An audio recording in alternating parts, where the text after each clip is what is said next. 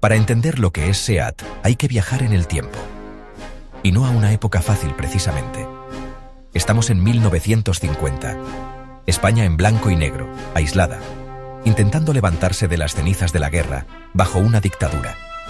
La gente se movía a pie en bicicleta, o con mucha suerte en algún carro.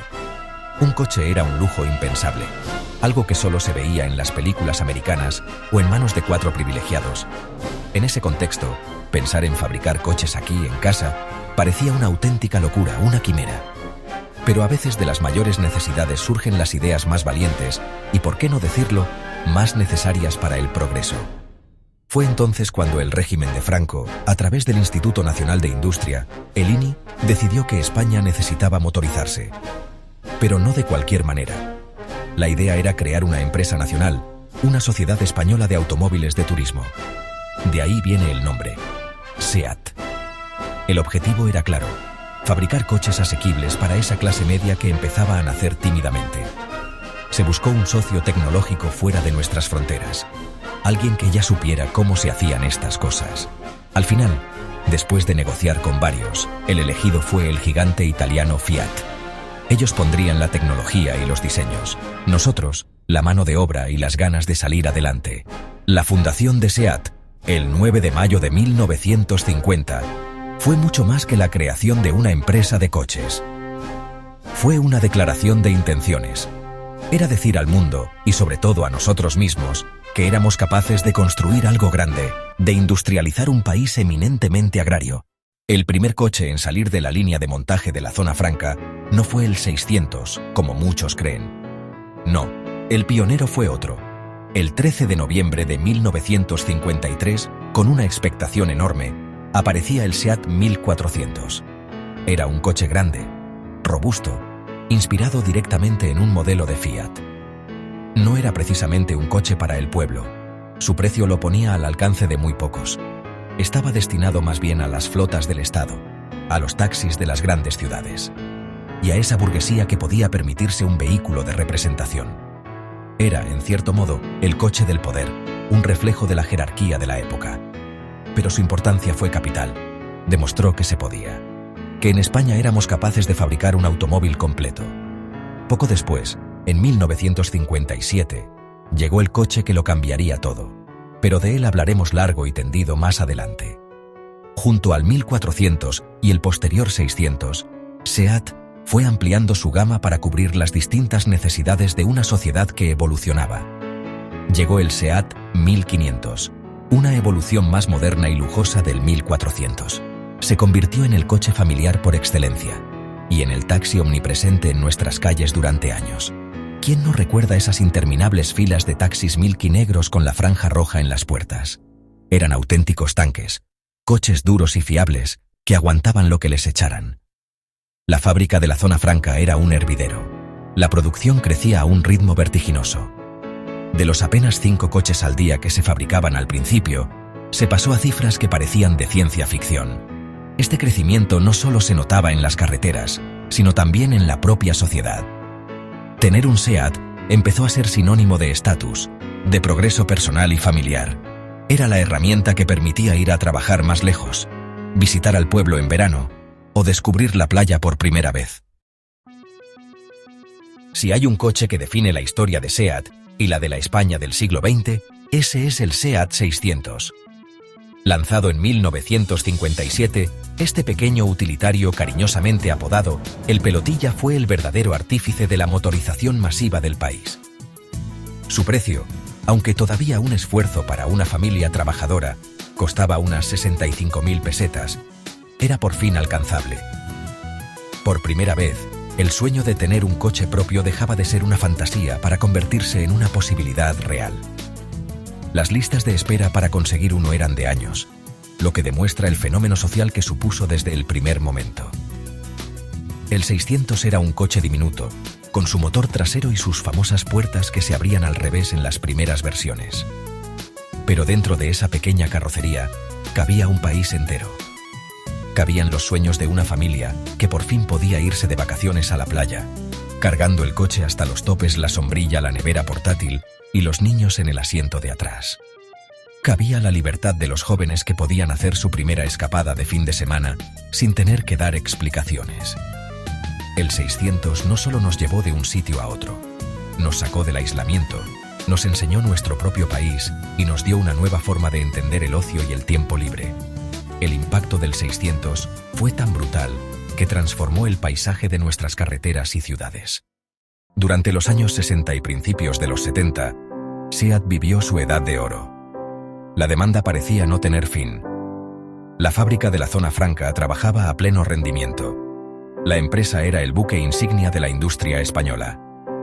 Se inauguró el Centro Técnico de Martorell en 1975. Demostraba la ambición por desarrollar tecnología propia. Fue un paso de gigante. El futuro parecía brillante y la expansión imparable.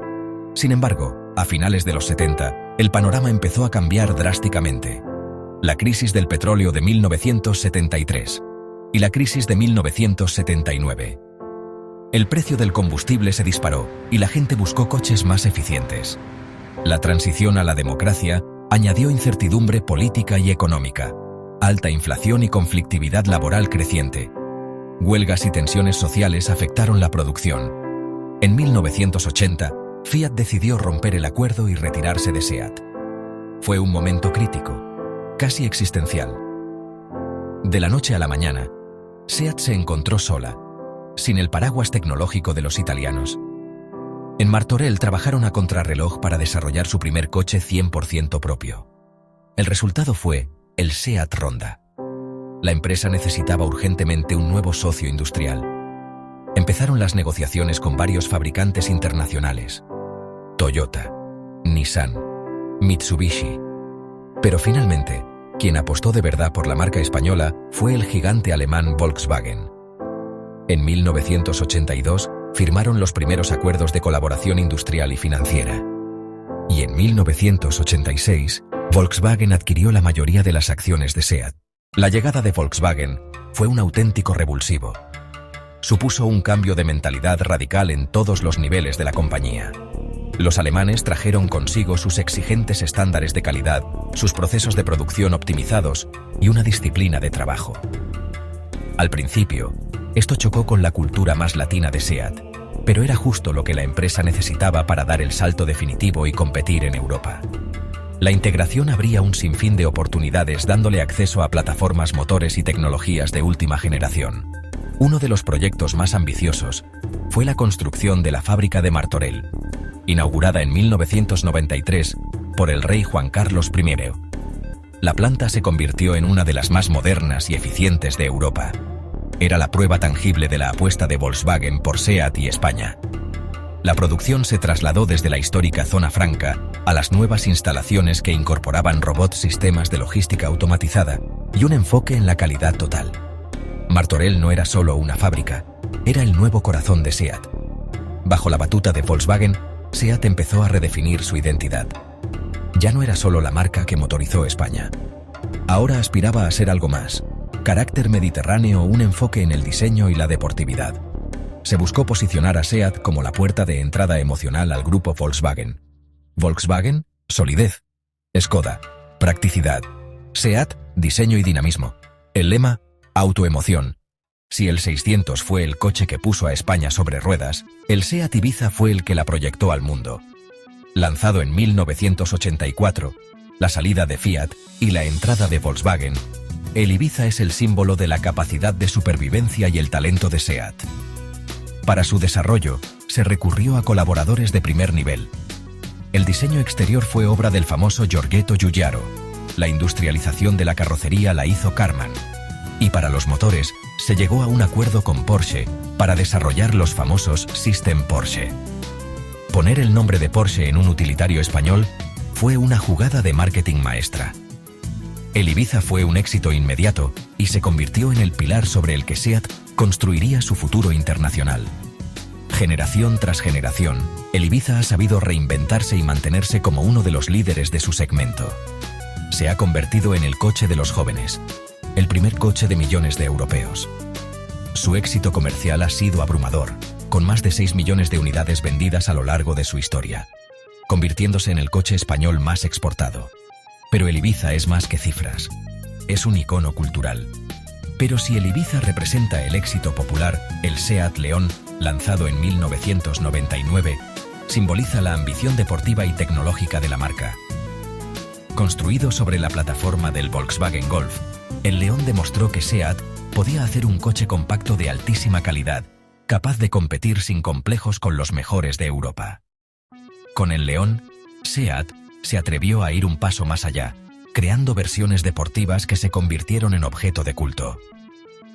Hablo de los modelos Cupra, que llevaron las prestaciones y la deportividad de los circuitos a la carretera. Hoy, 21 de septiembre de 2025, el mundo del automóvil se enfrenta a la mayor transformación de su historia. La electrificación, la conectividad, la conducción autónoma no son conceptos de ciencia ficción. Son el presente y el futuro inmediato. Y SEAT, como no podía ser de otra manera, está en medio de esta revolución. Tras consolidarse como una marca rentable y de volumen dentro del grupo Volkswagen, el gran reto ahora es adaptarse a este nuevo paradigma de la movilidad sostenible. La compañía ha anunciado una inversión histórica Martorell-Pamplona, un plan que busca no solo fabricar coches eléctricos, sino liderar el desarrollo del vehículo eléctrico pequeño para todo el grupo Volkswagen. Esta apuesta por lo eléctrico es una jugada a todo o nada. Implica transformar por completo las fábricas, formar a miles de trabajadores en nuevas competencias y desarrollar una nueva cadena de suministro centrada en las baterías. Es un desafío de una magnitud similar al que supuso la propia fundación de la empresa en los años 50. SEAT ESSA aspira a convertir a España en un hub de la movilidad eléctrica en Europa. Un proyecto que va mucho más allá de la propia empresa y que tiene el potencial de redefinir el futuro industrial del país. La marca Cupra está jugando un papel fundamental en esta estrategia. Nació ya con un ADN electrificado. Cupra Born, Tavascan, Raval están marcando el camino. Cupra se ha convertido en la punta de lanza de la innovación y el diseño, atrayendo a un público nuevo y demostrando que los coches eléctricos pueden ser emocionantes y pasionales. Desde aquel primer SEAT 1400 que salió de la zona franca hasta los coches eléctricos que se diseñan hoy en Martorell, la historia de SEAT es un reflejo de la propia historia de España. El motor que un día puso a España sobre ruedas, ahora quiere impulsarla hacia un futuro más sostenible. Y esa, sin duda, es una historia que merece ser contada.